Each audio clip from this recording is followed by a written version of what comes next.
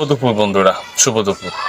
আমি যখন video record করছি একদম 5 তারিখ, এটা হচ্ছে মে 5 তারিখ 2025।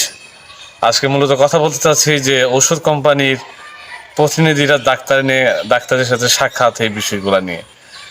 কিছুক্ষণ আগে, অর্থাৎ আমি 5-10 মিনিট আগে একটা রিপোর্ট দেখলাম যে বাংলাদেশের যে স্বাস্থ্য খাত সেবা সংস্কার কমিশন গঠন করা হয়েছে। এই কমিশন একটা রিপোর্ট প্রধান উপদেষ্টা মহোদয়ের কাছে উপস্থাপন করেছে। সেটা হচ্ছে যে কোনো অবস্থাতেই ডাক্তারদের সাথে যেন এই যে ওষুধ কোম্পানির প্রতিনিধি যারা আছে তারা যেন সাক্ষাৎ না করতে পারে। তো এখন উপায় হচ্ছে যে ওষুধের ইনফরমেশনগুলো ডাক্তারদের মেইলে পাঠিয়ে দিতে হবে। কোনো হসপিটালে দেখা করা যাবে না, এই ধরনের একটা সুপারিশ করেছে তারা। তো সুন্দর সুপারিশ যে হসপিটালে গেলেই আমি যখন হসপিটালে যাই, হয়তো বা অনেক দেখবেন যে আপনার প্রেসক্রিপশনের ছবি তুলছে, তারা তাদের যে জায়গায় পাঠিয়ে দিচ্ছে। এবং কি রোগী দেখা শুরুর আগেই যখন ডাক্তার ব্যস্ত হবে রোগী নিয়ে, তার আগেই ব্যস্ত হয়ে পড়ে এই ওষুধ প্রতিনিধিদের সাথে কথা বলার জন্য। এটা হয়তো অনেকের কাছে বেমানান, কারণ বাংলাদেশে যে বর্তমানে স্বাস্থ্যসেবা যে হারে সার্ভিস দিচ্ছে বলা হয় যে এই হারে সার্ভিসটা আসলে বাংলাদেশের মানুষ কেউ আশা করে না। হয়তো ভিডিওতে হয়তো আমি বলতেছি, হয়তো বলবেন যে বর্তমানে সরকারের কোনো সমালোচনা করছেন কিনা। না, অতীতে যে সরকারগুলো আছে তারাও এই স্বাস্থ্য ক্ষেত্রগুলো বেশি উন্নতি করার জন্য চিন্তা ভাবনা করছে কিনা আমার তেমন জানা নেই, করতেও পারেও না এমন। তো এখন আমি আমার লোকেশনের বিভিন্ন সরকারি হসপিটালে গিয়েছি, দেখেছি যে সব জায়গায় একই সমস্যা, ডাক্তারের সংকট। তারপরে ওইভাবে ডাক্তারের সময়ও কিন্তু দেয় না। বিভিন্ন জায়গায় প্রাইভেট হসপিটাল এই জায়গায় সময় দেয়, সরকারি হসপিটালে গেলে হয়তো এই একটু সেবার ভোগান্তি পেতে হয়। যার কারণে অনেকেই যদি যায়, এই যে ওষুধ কোম্পানি প্রতিনিধি এদের দেখলেই রোগী যারা থাকে হয়তো তারা একটা বিরক্তি বোধ করে, তাই না?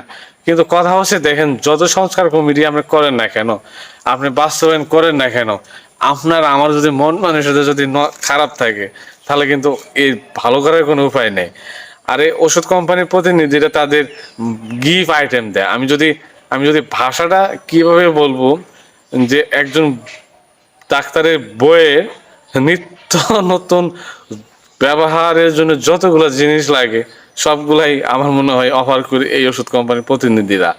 এবং কি যা লাগে, কোন ডাক্তার কখন বিয়ে করব, কোন ডাক্তারের বয়ে কোন জায়গায় ঘুরতে মন চাইতেছে, কোন কি না, মানে একবারে বলেন যে সবগুলা ডেটা এই ওষুধ কোম্পানির প্রতিনিধিরা নিয়ে থাকে। আর এই সুযোগ কাজে লাগায়, এবং কি দুর্বল জায়গায় হচ্ছে যে জায়গায় এগুলা ডেটা সংগ্রহ করে, এবং কি মনে করেন যে অফার কি দেয়, বিভিন্ন গিফট দেয়। যার কারণে মনে করেন যে বাংলাদেশে তো ওষুধ খাতের যে ভালো কোম্পানি হোক মন্দ কোম্পানি হোক সবগুলো লেখা শুরু করে।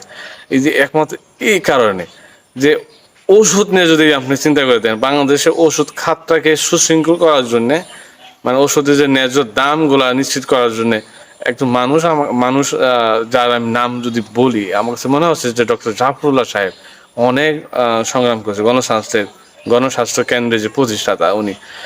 কিন্তু দেখেন, এগুলা কেউ কোনোভাবে আর কি রোধ করতে পারে নাই। আপনি কয়টা করবেন, মনে হয় হয়তো খারাপ, কারণ আপনি হসপিটালে যাচ্ছেন, ডাক্তারের রাইট টাইম 9টার সময়, ও আসে 10টার সময়। আর রুগী যায় ফজর নামাজের সময়, যায় বয়ে থাকে সিরিয়াল। এমন লম্বা সিরিয়াল দিয়েছেন, আপনি নিজেই রুগী হয়ে যাবেন। আমরা ছেলে মেয়ে যাই জিরে নেই, আপনি নিজেই তো রুগী হয়ে যাবেন। কারণ কি, ডাক্তার নাই, স্বল্প, আর থাকলেও ডাক্তারদের মন মানসিকতাও ভালো না।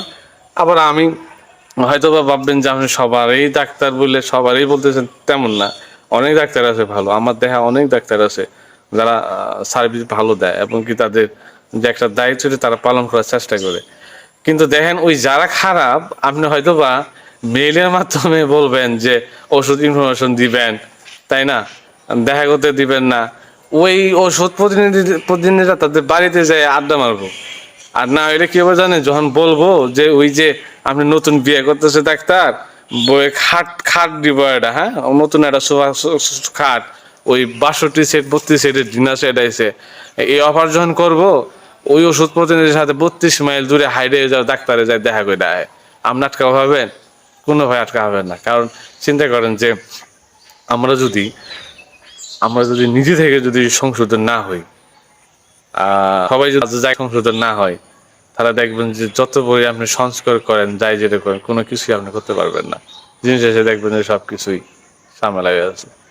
তো এই কারণে সবাইকে সচেতন হতে হবে। দেখেন, স্বাস্থ্য খাত আপনার আমার, আমিও রুগী, আপনি তো রুগী হয়ে যান, তাই না? সব জায়গায় এমন হয়। সবাই মিলেমিশে এই সোনার বাংলাদেশ গড়ি আমরা। তো ধন্যবাদ সবাইকে। আসসালামু আলাইকুম।